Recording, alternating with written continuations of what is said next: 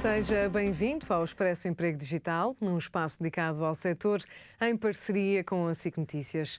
Neste episódio falamos sobre a chamada Geração Z. Tentamos perceber de que forma é que esta população veio agitar os paradigmas do recrutamento e quais os principais desafios dos recursos humanos na contratação de profissionais desta geração.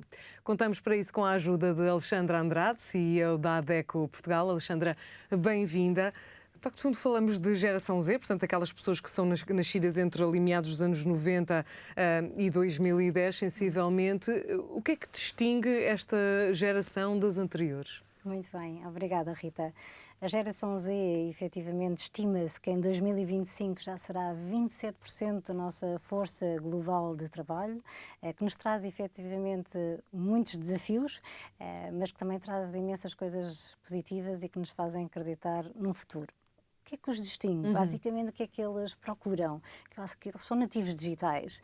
Eles pensam que as empresas todas têm tecnologia de ponta. Eles vibram porque são nativos digitais, já nasceram desta forma e, por isso, para além disso, o que eles procuram numa empresa é uma empresa com um propósito forte. Eu, quando entrevisto alguém que seja da geração Z, não sou eu que entrevisto, eles entrevistam-nos a nós próprios e perguntam-nos qual é que é o propósito da empresa, qual é que é a responsabilidade social, qual é que é a política de sustentabilidade, o salário não só agora, mas a nível de futuro, se é competitivo ou não é competitivo, quais são os planos de carreira nacionais e internacionais. Normalmente isto era ao contrário, nós não teríamos este tipo de abordagem quando era na nossa geração. Eles efetivamente, para eles é muito importante a flexibilidade, para eles não existe uma vida profissional e uma vida pessoal, somos seres holísticos, por isso não somos uma pessoa quando acordamos e vamos para o trabalho e outra pessoa quando chegamos a casa. Eles integram isso de uma forma super construtiva. São valores muito diferentes das gerações anteriores, não é só o salário e a carreira e ter a segurança de um emprego. Hoje em dia esta geração já não é avessa nem tem medo da mudança, pelo contrário, até à procura. Sim, eles procuram muita mudança também porque desde jovens, seja em programas de intercâmbio internacional, tiveram muito presentes em tudo o que seja esse contexto não só local, mas sentem que são parte de um talento global. Eles podem perfeitamente estar em Portugal e trabalhar para qualquer ponto do globo. Isso também o teletrabalho, a pandemia vem-nos ajudar e eles próprios a ganharem mais força para não ter medo à mudança. Efetivamente, nós quando mudamos, nós anteriormente também não teríamos tantas oportunidades e teríamos muito receio dessa mesma mudança. Eles veem o medo, é sempre um desafio, é um challenge. Como é que podem crescer mais rápido? O próprio desafio das empresas é como é que nós conseguimos criar planos de carreira em que não sejam bastante longos, porque eles estarem 3 anos numa determinada função, num determinado projeto, vamos esgotar. Eles têm uma energia inigualável. Eles querem projetos, eles querem sentir-se ouvidos, querem sentir-se parte da estratégia. Mas, por outro lado, sentem que a sua vida também não é só trabalho, portanto, já não estão dispostos a dedicar toda a sua energia, a sua vida às empresas para as quais trabalham. E somos nós que temos que abrir, e somos nós que também temos essa barreira mental de pensar que o bom é ficar até tarde. Eu confesso que há pouco tempo, até porque temos um programa a CEO por um mês, confesso que fiquei bastante feliz porque eu própria sempre senti essa barreira de dizer, mas porquê que os miúdos agora saem às 6 da tarde? Mas por isso não têm compromisso e nós nesta área especificamente, mas há uma rotação tão grande, porque depois começámos a perceber, ok, nós nos adaptamos, até porque eles são o futuro, nós temos que nos adaptar, temos que fazer planos de carreira mais curtos, onde exista mais experiências, que não seja só vertical, que também seja horizontal. Queremos que eles estejam mais tempo conectados connosco, então vamos fazer coisas pós-laboral que os possamos conectar, seja um team building em que a orientação para a sustentabilidade, mas que efetivamente precisamente, Alexandra, que desafios que maiores desafios se apresentam às empresas?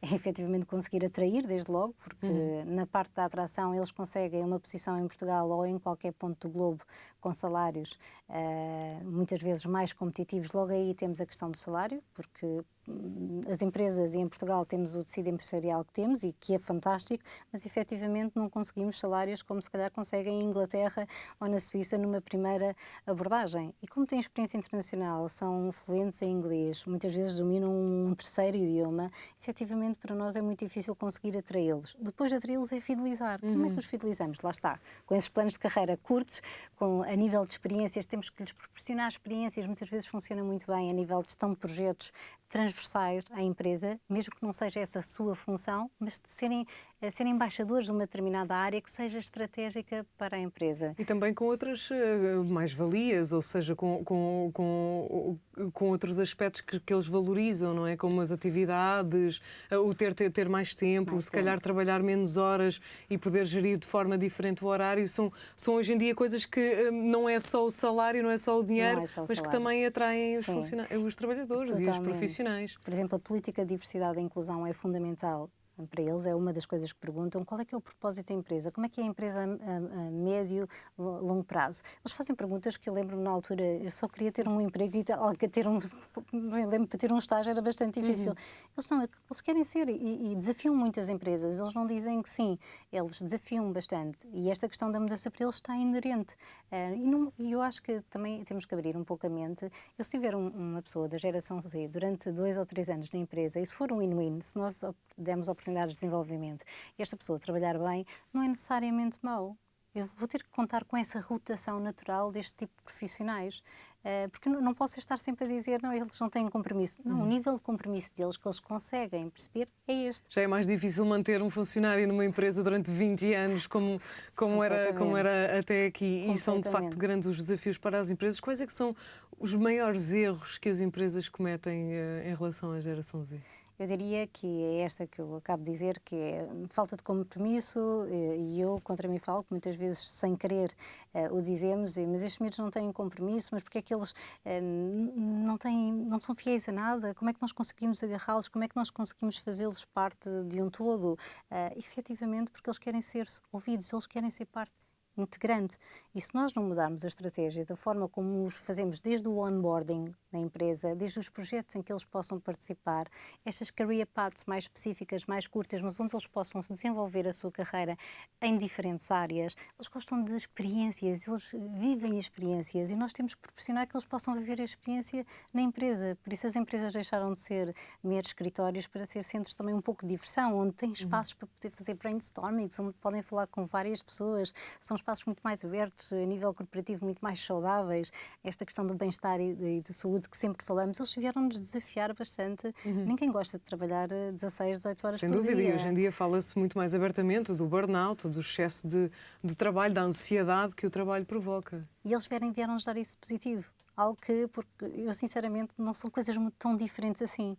É mais, uma vez mais, é o que nós pensamos e como integrar isso com um profissional que tem mais de 50 anos, que está na mesma empresa e dizer, mas porquê é que eu estou aqui a trabalhar até às 8 ou 9 da noite? Porque tenho um projeto para entregar e porque esta pessoa às 6 da tarde vai sair. Porque esta pessoa às 6 da tarde tem um concerto e não se sente mal ao sair e outra pessoa tem aqui um pouco uma carga, não vou sair, já estou habituada a trabalhar mais horas. A verdade é que nós temos que ser um exemplo para estes mesmos profissionais da geração Z e também abrimos um pouco, porque eles também querem projeto, eles não têm, existe um talento global, mas eles também querem projeto, eles querem se desenvolver. É verdade que é difícil quando estão, basicamente quando estamos de costas voltadas, porque não, vocês não têm compromisso, não, mas a empresa também não nos dá projetos. Nem todas as empresas podemos ter projetos e pode ser até porque eles são o futuro, não é? As empresas têm necessariamente de se adaptar. E a Alexandra falou precisamente de um projeto que a ADECO tem em marcha precisamente em torno da geração Z. O que é que pode oferecer quer aos jovens, quer às empresas?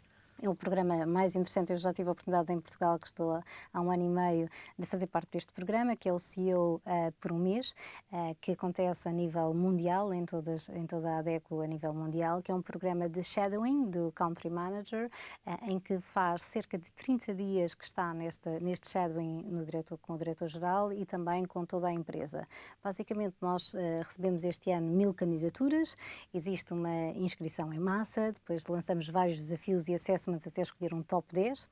Esse top 10 tem um bootcamp, que foi na ADEC Lisboa, onde lançámos vários desafios a perguntar quais são os skills de futuro, o que é que eles procuram numa empresa. Exatamente estas perguntas que a Rita me está a fazer.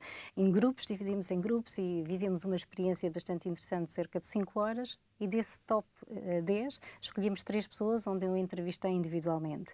Escolhi uma pessoa que efetivamente pelas suas competências e porque é uma jovem bastante promissora e que não tem qualquer problema em dizer eu quero quer ser CEO e é sem ambição, eles não vão para ter um estágio, eles vão, é remunerado, eles vão efetivamente passar um mês como country manager completamente sombra desse country manager. É muito interessante para a pessoa que é escolhida, mas também, neste caso, para qualquer country manager, e para mim foi, e pela segunda vez, porque nenhum country manager está com 30 dias com uma pessoa tão jovem. Porque normalmente os seus líderes, os seus braços direitos, o seu nível de comitê de direção são da mesma geração. E a oportunidade de estar com uma pessoa bastante jovem, a mim faz-me, em primeiro lugar, faz-me acreditar no futuro. Porque tem uma energia, tem uma forma de pensar, estão sempre a questionar, estão sempre, mas somos sustentáveis se vê uma garrafa de plástico, meu Deus, é a pior coisa que nós podemos fazer. Eles desafiam-nos a nós próprios e o que eles aprendem é o que é uma empresa real. O que é estar em vários departamentos? Nós não preparamos reuniões para este CEO por um mês. Basicamente, ele está 30 dias entre viagens, reuniões de comitê de direção, de estratégia, reuniões com clientes, reuniões de soluções de problema que são diárias e basicamente esta pessoa durante estes 30 dias vê uma empresa como um todo, os vários departamentos e depois faz também parte do projeto e processo de seleção para ser CEO por um mês do nosso CEO mundial. Nós este ano tivemos a Leonor Silva, que foi considerada no top 10 para ser também CEO mundial, o quanto muito nos orgulha. Efetivamente, porque existe esta aproximação e para mim fez-me olhar também de uma forma diferente e sempre que, agora já digo penso duas vezes, diria eu, que não tenho compromisso. Tenho compromisso de acordo com a sua realidade. Exato, é aceitar a mudança da realidade que hoje em dia sem dúvida é diferente. Normalizar essa diferença e é fantástico. Este programa permite e muitos deles depois acabam por ficar na ADECO, em qualquer país e projetos diferentes, seja na área comercial, seja na área mais técnica, acabam por se desenvolver na empresa e temos um caso a nível mundial que se tornou efetivamente mais tarde CEO do próprio país. Por isso é um programa que nós é uma geração que tem bastante. muito a dar ao meio empresarial. Muito. Alexandra, muito obrigada pela presença neste nosso episódio do Expresso Emprego Digital, que chega agora ao fim. Já sabe, pode continuar a acompanhar-nos através dos sites do Expresso e da SIC Notícias. Obrigada por nos acompanhar. Fique bem.